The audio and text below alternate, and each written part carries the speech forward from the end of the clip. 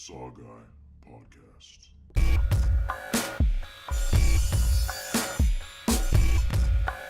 Like scary movies. What's your favorite scary movie? Here's Johnny. We'll tear your soul apart. The boogeyman is real, and you found him. Game over, man. Game over. What do you want? I want to hear you scream. From the front time, bitch. Welcome to the SaWGuy. I'm hearing voices. It's not them, right? No? I just don't know where it's coming from.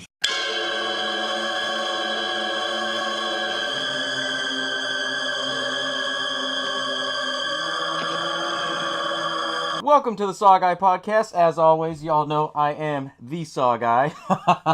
I had to do a little wink right there to one of my favorite old-time TV shows, The Hulk.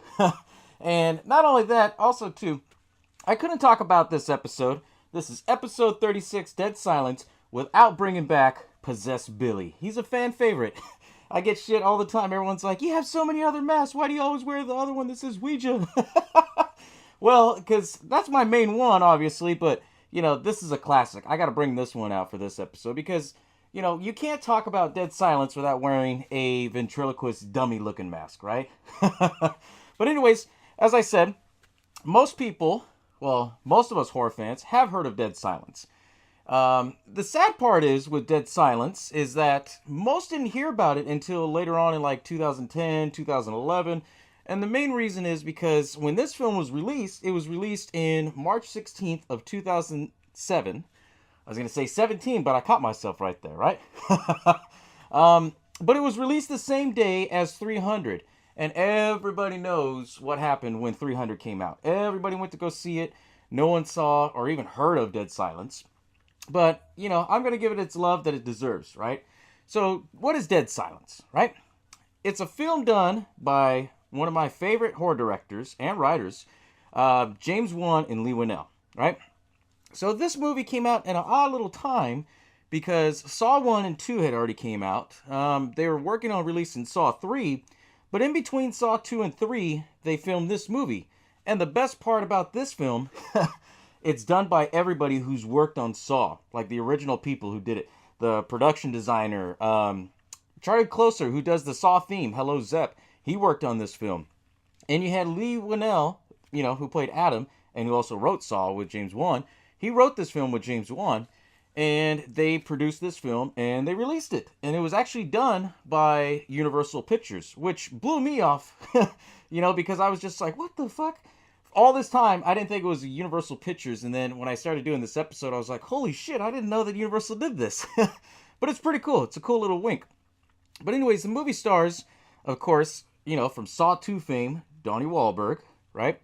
The other main actors, I guess you could say Judith Roberts. She plays Mary Shaw, one of the characters in this film, but most people don't know who she is. I mean, she played in some older horror films and random TV shows, but she's more well-known now because she starred on the Netflix TV show Orange is the New Black. And I guess in one of the more recent seasons, I guess. But anyways, this film, what I love about it, obviously with James Wan and Leigh Whannell, they love doing horror movies that involves little creepy puppets. And this whole film is all about creepy little puppets. And it ties in this ghost story into it. And what's even cool about this film is the fact that, you know, because it didn't get so much respect that it deserved, they used it as inspiration to make other good horror films. Like, take for instance, this film came out in 2007. In 2010, they released Insidious. And later on, they did, you know, well, Leigh Whannell didn't do it, but James Wan did it. He did The Conjuring, but it also introduced the character Annabelle, right? All that came because of this film, and a lot of people forget about that. But anyways, like I do in every episode, I'm going to break it all down for you, you know, tell you the whole movie and everything, and throw in a little bit of tidbits. Let me know in the comments below what you guys think of Dead Silence. If you enjoyed the film, if you still haven't seen it, what's wrong with you? But anyways, I'll break it down for you, right? So Dead Silence, this whole film follows this guy, and his name is Jamie Ashen. And it follows how he's living this perfect life, this dream life. It's him. They never said if it was his wife or his girlfriend or anything like that, but basically they're living their own, fantasy world. Well, I shouldn't say fantasy world. They're living the life, He's fixing the sink, they're trying to cook dinner and everything, and then it's raining outside like in every horror film. She basically says, okay, well, stop doing that shit. Go ahead and pick up the Chinese food, or order Chinese food so we can, hang out. He's like, okay, Then they hear this knock on the door, right? They see that it's this big-ass package, and they're like, who the hell would send this to us, right? No name, no return address, nothing like that, right? And so they get this package, and what do people do when they get a big-ass package? Bust it open, right? It ends up being this creepy ventriloquist doll. And they don't know where the hell it came from, but then they started remembering, oh, remember that poem that we used to hear as kids from where we were from? Because they're from a small little town called, what was it, Ravens Fair. Well, anyways, they thought nothing of it. They're like, whatever. So he goes and picks up the Chinese food. And while he's gone, his wife is just messing with the doll. And she basically says, okay, well, if you don't watch, you get to see me for 7 seconds or something stupid like that. So she puts the doll on the bed, and then all of a sudden it starts like creeping, and then the mouth just drops, right? She gets all freaked out. She puts a bed sheet over it, and then all of a sudden she starts hearing noises. Then all of a sudden it just sounds started going woo, and then all the sound was gone, which is fucking creepy, right? Then all of a sudden she goes closer to it, and then all of a sudden it fucking grabs her and throws the sheet. She's wrestling with it and everything like that. All of a sudden it picks her up and then throws her halfway across the room, like in the hallway. And then all of a sudden you hear the eerie music, right? And then she starts spitting out blood, and it's like, what the fuck? Because you don't even know what happens at this point. They don't show anything. All of a sudden she's spitting out blood. She turns around, and then she's screaming as she's getting dragged back, right? Jamie, on the other hand, he's already got the Chinese food. He's going to surprise his wife with a rose and everything. And then he goes into the house. Well, I shouldn't say house. They lived in an apartment. It was a big-ass apartment, though. But anyways, he hears the water boiling with the teapot. He takes it out, and he's telling her, what the hell are you trying to do? Burn down the house? Right? And, then he hears her voice who says, I'm in the bedroom. And he's like, oh, I guess dinner in bed again, Puts the rose in his mouth, tries to be Rico Suave and shit. And all of a sudden he walks, and then he starts sliding, right? He looks around, he sees a fucking puddle of blood. Then he sees that, it looks like the dummy, sitting on the bed with the bed sheet still, right? All of a sudden he goes up, pulls out the bed sheet. His fucking wife is missing her tongue, and she's like this, I was like, what the fuck is this? This is some creepy ass cool shit, right? So anyways, they show that the cops get on scene. They put her in the body bag, all that stuff. And then, he's, waiting to give his statement inside the police. And then you see, I was going to say Detective Matthews. It's actually Detective Lipton. I don't know where they got the name from, but Detective Lipton. And it's played by, guess who? Guess who? It was Donnie Wahlberg, right? So anyways, he comes in there, and his character is completely different from Saw. He still plays a character. He still plays a detective, but he's more or less just like, all right, what is he heading for? Oh, yeah, killing his wife. And then he has one of those electric shavers, so he's shaving himself the whole fucking way. And so they start talking, right? They start talking about, hey, you want to give me your alibi? And he goes, what do you mean your alibi? Because he believes that Jamie killed his wife. And Jamie's like, how the fuck is that possible? I came in and she had no tongue and there was blood everywhere. And he was like, well, you know how many times I've heard that from people who've given their wives roses before they killed them? He said something along those lines. And he basically told him, like, hey, don't leave town because you're considered a suspect, but not really a suspect. It's kind of like that gray area, right? So he's like, all right, whatever. So Jamie, he drives back to where he's from in Ravens Fair. It's this rundown town at this point. They show that it's like this nice, prestigious, old-time town, but it's all run down when he gets into it. He's driving around, he sees all these vacant buildings and shit. And he goes there to see his dad. And apparently, they don't explain the character very much until you actually see he goes to this big-ass mansion house. And he goes to that house because he wants to go see his dad, right?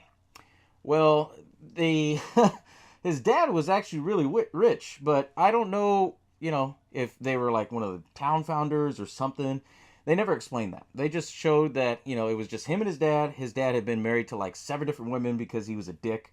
And he goes and sees his dad, and he's there with another woman, right? And the other woman, her name is Ella, and his dad's name is Edward. And so he's talking to his dad, and his dad's like, oh, my condolences on your wife, how you been? And, right off the bat, Jamie thought something was up. He's like, wait a minute, why the hell are you being nice? Like, how come you're not drinking and being a drunk, And, he basically storms out after he, starts asking about Mary Shaw, right? And they're all like, oh, well, it's just an old folktale, So after that happens, then he goes and leaves and gets checked into a hotel. And this is where it starts fucking with him, right? He goes to the hotel, and he's sitting there. He's already ready to go to bed and everything. He starts laying down. He pulls out, I don't know why the fuck he brings the puppet. Of all things, he brings a puppet. And he brings a puppet. The puppet's sitting there. And all of a sudden, same thing starts going down. He starts to go to sleep. Then all of a sudden, he starts hearing, ooh, and it's quiet, right? And all of a sudden, he hears like this head move, these eyes move. He gets up, and then he sees this fucking creepy lady just smiling right there. And he turns on his light hella quick, right? It was kind of trippy, It was really creepy how they did that. Because they were building anticipation, right? And well, anyways, he goes to sleep and then wakes up and finds out that Detective Lipton, the detective who had interviewed him, Donnie Wahlberg, he basically said, hey, I thought I told you to not leave town. He's like, well, my wife wanted to be buried back in our hometown, so, He's like, all right, well, just remember I'm watching you. So then it goes that he goes to see the, the mortician, and pick out, different caskets and stuff like that, right? And the mortician, his name is Henry, and he's been around forever. I mean, his father was in it, so it's one of those generational things. And Henry, he had a wife who, she kind of seemed crazy. Like, she was just like sitting there, like talking to the crows and everything like that. And, he was just like taking a straw from it, right? He goes and talks to Henry about things. And then, he starts asking Henry about Mary Shaw. And then, he tells him, well, nobody says her name. They don't want any of that trouble there, da-da-da-da-da. And his wife kept interrupting and saying, well, hey, you're in trouble, you and that doll. You should bury that doll back, And he's like, all right, whatever. Then it starts the funeral, and it shows, the sad moments where it's just him. I think his dad's new wife was there, Ella. And then, you had the mortician and everybody. They were, saying their final goodbyes, right? And that's when he starts talking to Marion again, and she starts telling him, you need to bury the doll. You need to bury the doll. You're going to be in trouble. Henry comes and pulls her away because he thinks that she's acting crazy. And then all of a sudden, he walks up to this gravestone, and it sees this gravestone of Mary Shaw. And he's just like taken back by it. So then he gets the idea to go and bury the doll, right? So after he buries the doll, he goes back, and when he's at the hotel, all of a sudden he hears a knock. And all of a sudden, it ends up being Detective Lipton. Or I think he sneaks in or something like that, right? And he tells him, why the hell are you trying to bury the doll? Is it because it was evidence in a crime that you committed? So they were going a lot back and forth into this. And, when it was like, Jamie started putting the pieces together on things. And then finally he just snapped and just went over there back to Henry's and brought the doll and basically said, okay, tell me everything that's wrong with this situation here. Tell me everything about Mary Shaw.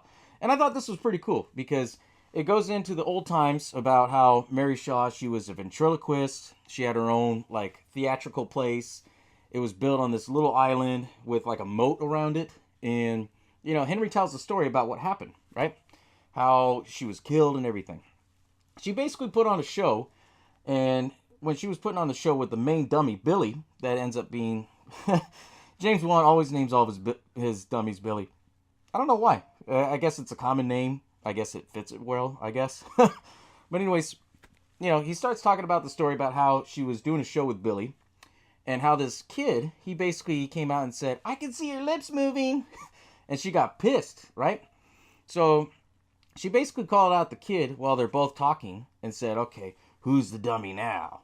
And then Henry tells the whole story where he's like, well, I was a boy when that happened. And after that incident, no one ever saw him again, And then they talked about how Mary Shaw, she basically, everybody assumed that Mary Shaw had something to do with it. So they broke into the place where she lived at, which was this auditorium. they go in there, they pull out her tongue, and they cut her tongue off, right? Which is where they start talking about this poem where it's like, you know, if she ever hears you scream, she'll rip your tongue from the seam, right? And it's because they pulled out her tongue and cut it off, right? Well, in her will, this is very odd because she was a single old lady who had no children, only dolls, just like the poem said. And when she was buried, she wanted to be turned into a doll. And so Henry tells a story about how, you know, my father, the mortician, he basically, you know, did her last dying wish, which was to turn into a doll. And she wanted to have all of her dolls buried. And she had 101 fucking ventriloquist dolls. I mean, you kind of see the similarities here between me and SaWGuY, right? You know? I know, I'm laughing at that shit. But, anyways, you know, while that's going on, then it shows Detective Lipton, who kind of, you know, Jamie tells him the story about everything. So he goes over there and he's like, okay, let me see if this is true. He starts, you know, digging the graves of all the dummies. And once he pulls out the little, you know, coffins holding the dummies, there's nothing in it. And then it keeps showing like flashes of back and forth of their story and shit. Then all of a sudden, he finally catches up with Jamie when Jamie went to his father's house again to find out what the fuck is going on, right? And as Jamie left, all of a sudden, you know, Marion, his wife, was like talking to Billy, right? And then he was like, I don't want to hear any of this. So he goes and locks Billy underneath, you know, like this, what do you call it? Kind of like this little basement attic thing, you know? And anyways, he starts hearing Marion's voice. And, you know, she has these moments where she goes underneath, like, the house and stuff. And he went in there, you know, because he thought he heard her voice. And all of a sudden, the door right behind him shuts. Then he starts freaking out, like, oh my God. Then you see Mary Shaw in the corner, just slithering. And all of a sudden, she sees him right there, and then she smiles. And then he screams, and she gets him. She rips out his tongue and everything. After that happened, Jamie was on his way to go see his dad. He starts talking to his dad, and then after that, he was just like, whatever, I'm done with it. I'm getting the fuck out of town. That's when he gets a phone call from Henry, who at this point is already dead, you know. Us as the audience, we know that, but Jamie doesn't know that. And so Detective Lipton, he goes and follows him, and he says, hey, I went into town and talked to everybody about Mary Shaw. Nobody knows what the fuck I'm talking about. And then he's like, it's a ghost story. She's crazy. You got to listen to me. And there's evidence. Henry's over there at the auditorium. We need to go over there now. He's like, well, no, I'm going to arrest you. He basically pushes him down. There was some dark humor in there where Jamie, he gets in his car. He has one of those old muscle classic cars. Takes off. And he's like, fuck, I don't even have a full tank of gas. So he's chasing after him. Right? So Detective Lipton and Jamie, they're going to this old-ass auditorium, right? They get there, and then all of a sudden, you know, Detective Lipton, he's not stupid. He carried a shotgun with him. So they go in there, and they find out that, you know, where the whole stage is and everything. Then they have to go up on top and then go into, like, the separate room. And it has this weird, eerie feeling. And this is what I love about this scene, is that once they went in there, you know, they start seeing weird things, you know? Like, it looks like there's a wall within a wall back here. And so he walks in, and then it looks like he turns around and says, don't scream. Then he goes, and it's like he disappeared. I mean, just James Wan, you know, he's amazing with his effects. He really was. But anyways, they go in there, and they hear all these weird things, right? And then they see that there's this boy who's, like, deteriorating, like, hanging on a puppet. Comes to find out, it ends up being that it was Jamie Ashen, you know, his whole family bloodline. It was all affected because of this kid. This kid was his great uncle. And, you know, that's where he's kind of like piecing together like, hey, she's only tormenting, you know, the family bloodline of the Ashens, right? Then all of a sudden they're like, okay, whatever, it's bullshit. You know, they back up. All of a sudden this big ass cloth comes down and it shows all these puppets. And the scene that I love about this puppet is that out of all these puppets in the case, off the corner, you could see, you know, Billy the Puppet from Saw. Or most people at this time, they were calling him Jigsaw. They didn't know the name of, you know, the Jigsaw doll. So they kept saying, oh, it's Jigsaw in the corner. No, his name's Billy too. What's even cooler about it is that when you actually pause it, like freeze frame where it shows all the dummies, you can actually see Annabelle in there too. Which is why I said this film is so underrated, because it gave creation to all these other different characters. Right? And, you know, later on, when they see all that, they're all like, okay, you know, something's weird. Then they see this one oddball one. And this is the one character. This is the one dummy that everybody always likes and you see in the trailers everywhere, right? It's the clown one that's sitting right there on the rocking chair, right? And then he basically goes up and says, hey, why are you doing this? And then the rocking chair stops and says, come closer and I'll tell you. It's like, whoa, what the fuck? And so Detective Lipton, he's like, no. So he goes up and then literally he's like right here in the ear. And then basically Mary Shaw fills him in and says, well, you're not the last Ashen. The last Ashen was in, your girlfriend or your wife, Lisa. So he basically found out right then and there that his wife was pregnant, which they kind of gave it away in the beginning where she was like touching her stomach and stuff like that. And, it was kind of fucked up and surreal. And it was like, what? And then all of a sudden this tongue starts licking his face. He pulls back and then the dummy starts laughing. And then you see Mary Shaw grabs the dummy to stop. Then you see Mary Shaw's face pulls up. And then Detective Lipton, he starts shooting, the dummies. And then they figured out, oh shit, she's only alive through the dummies. We got to kill all the dummies, right? So they start shooting them one by one. Boom, boom. Then they said, okay, fuck it, throw a Molotov cocktail on it. They start running out, and then the bridge on the top gave way. Then when it gave way, basically you see Detective Lipton falling. Ah! And guess what he was doing? He was screaming with his mouth open. Mary Shaw comes in, shows him like a dummy, falling down. Then he basically gets the fuck out of there, He falls down, goes into, because, it's built on a lake or a moat or something like that. And he falls through. I don't know how the fuck he holds his breath this long, but he holds his breath long enough to get under and then out, gets in his car, and then he goes to his dad's house to tell him everything. As he gets over there, he starts trying to talk to his dad, right? And as he's talking to his dad, he's like, why the hell is he slumped over? Because he's just slumped over, right? He goes over there, and he sees his fucking dad has been dead for a long time because you see, like, there's a spine, kind of like a wood. How do you say it? It's basically set up like a ventriloquist dummy. There's the wood right there so you can control it and everything. And all of a sudden, that's where it starts showing all the flashbacks. And this is what I love about James Wan too. He did flashbacks very similar to Saw 1 and 2, where it showed like all the flashback scenes. Where it shows, how he was talking to his dad, and then how, his new wife, Ella, was always standing next to him, right? And then all of a sudden she would walk away, he would just go lump, right? Well, anyways, he starts piecing it all together, and then he's like, what the fuck is this, right? And all of a sudden, Billy the puppet is the only puppet that's still there. He sees Mary Shaw, like, coming after him and shit. Then he finally throws the puppet in there, in the fire, because it's this big-ass mansion. And Mary Shaw goes away. And then that's when he starts to think, well, she can't be dead. Because if my dad's a dummy, then, like... And then all of a sudden it starts showing the pictures, like, in the beginning, how it shows how she's building up, like, this perfect dummy, right? Well, they show that it shows this picture that's, like, taped up on the side, and they never show it. But in the end, it says, okay, the perfect dummy. You flip it over, and it shows Ella's face. And then all of a sudden, it shows Ella right behind him, and she goes, hello, Jamie. Who's the dummy now? Then he screams, ah! And she gets him, right? And then it recites the whole poem. Beware the stare of Mary Shaw. She had no children, only dolls.